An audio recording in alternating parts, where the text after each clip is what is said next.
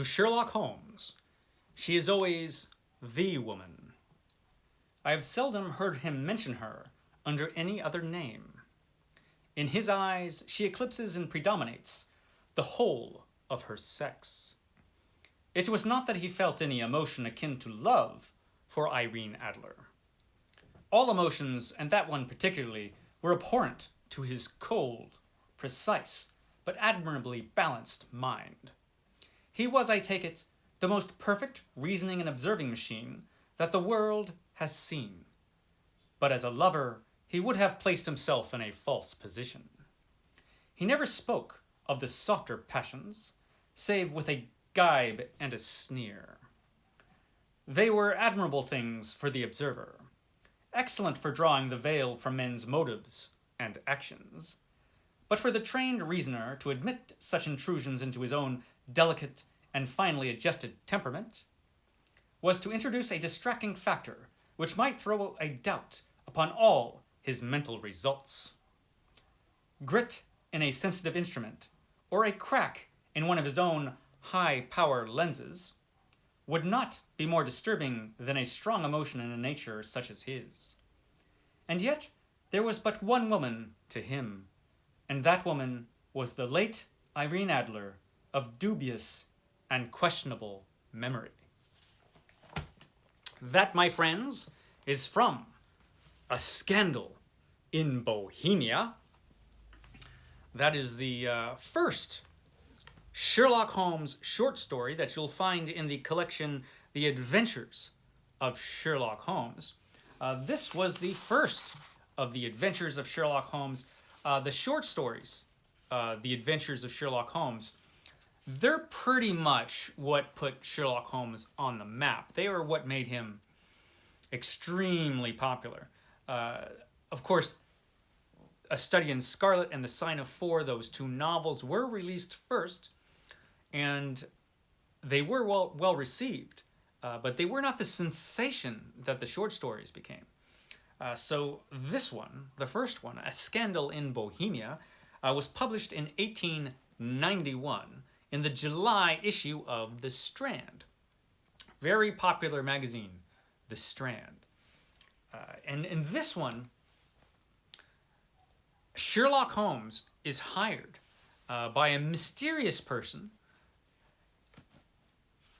who introduces himself originally as Count von Cram, but he is in reality the King of Bohemia. So in this story, I have to be careful here because when we get to these short stories, they're excellent. These short stories in Adventures of Sherlock Holmes are excellent. And I don't want to give you too much, I don't want to give too much away. So I'm going to be walking a delicate line because I want you guys to be able to read these. A lot of people haven't read the Sherlock Holmes stories. And you should, those of you who have not. So I want you to be able to read them and enjoy them and be surprised by them. So I'm just going to give you a bit of an outline, tell you what happens in the beginning of the story and why the story is cool or important.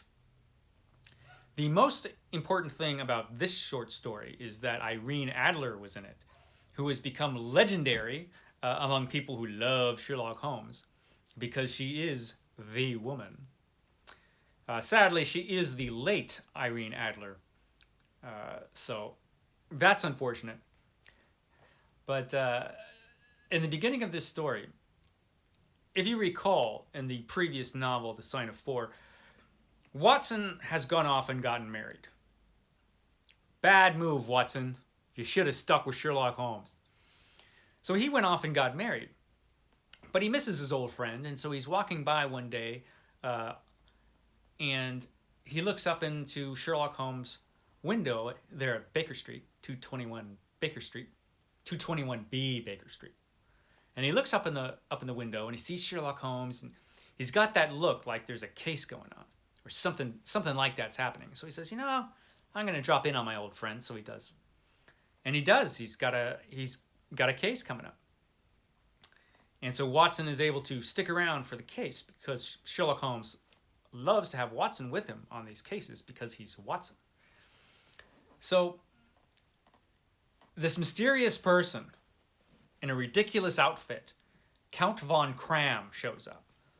And Count von Cram comes in here, and he's got this crazy uniform on, and he's disguised himself with a domino mask, you know, one of those old domino masks like what Robin from Batman and Robin wears. This guy had one of those masks on, as if this would hide his identity from Sherlock Holmes. Now, this is Sherlock Holmes. I mean, the guy's coming here to hire Sherlock Holmes. He should have known that this dopey little mask wasn't going to hide his identity for 2 seconds, but guess he didn't know that. This is actually the King of Bohemia, which Sherlock Holmes catches on to right away. Now, the King of Bohemia isn't that bright.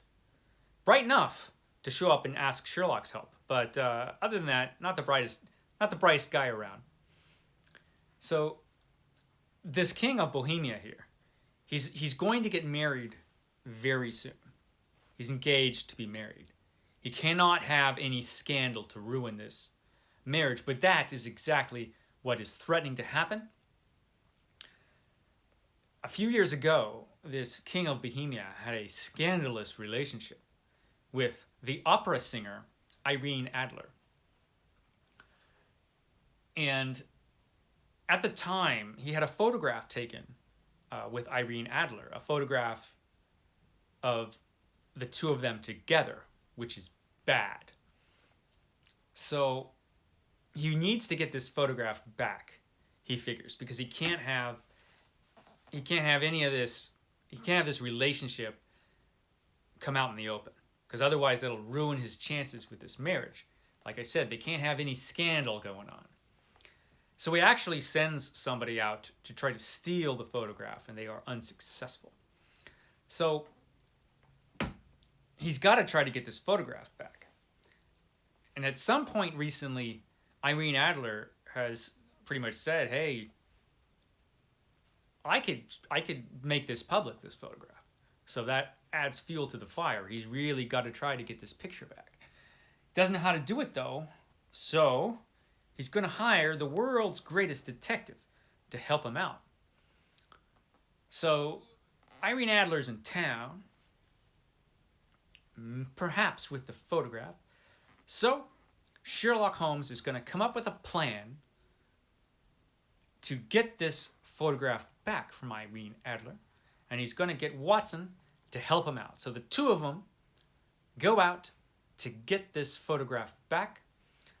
Like I said, Sherlock Holmes has a plan, and I'm not going to tell you what the plan is. It is a little ridiculous, this plan. It's very involved and dramatic. I will tell you that it involves Sherlock Holmes' ability to disguise himself.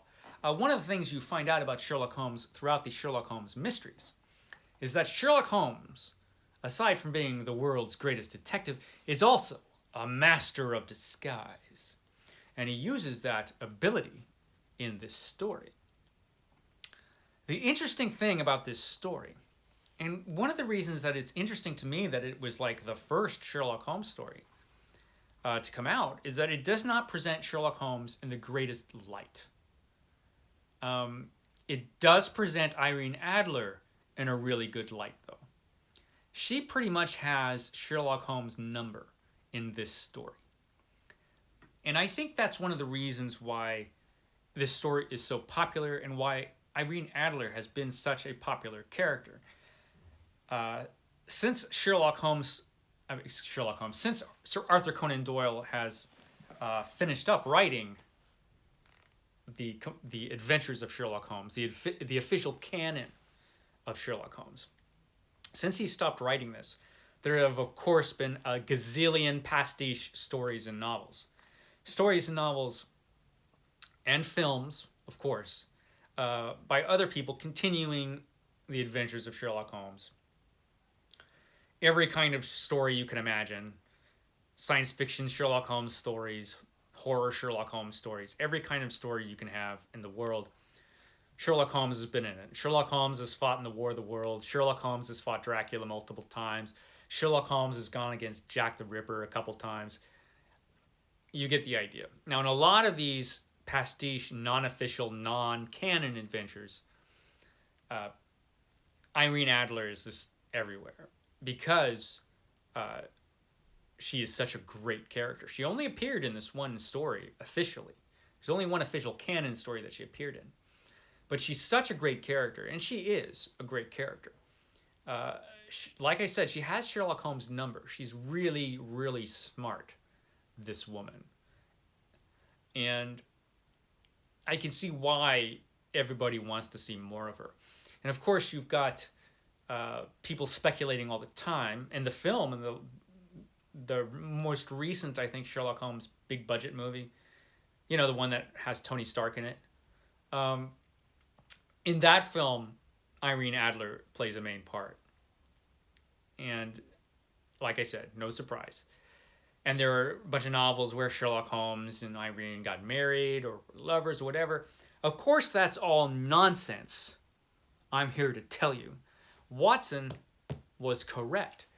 Sherlock Holmes didn't give a crap about romance. He just didn't care. That wasn't his thing. There are people out there like that.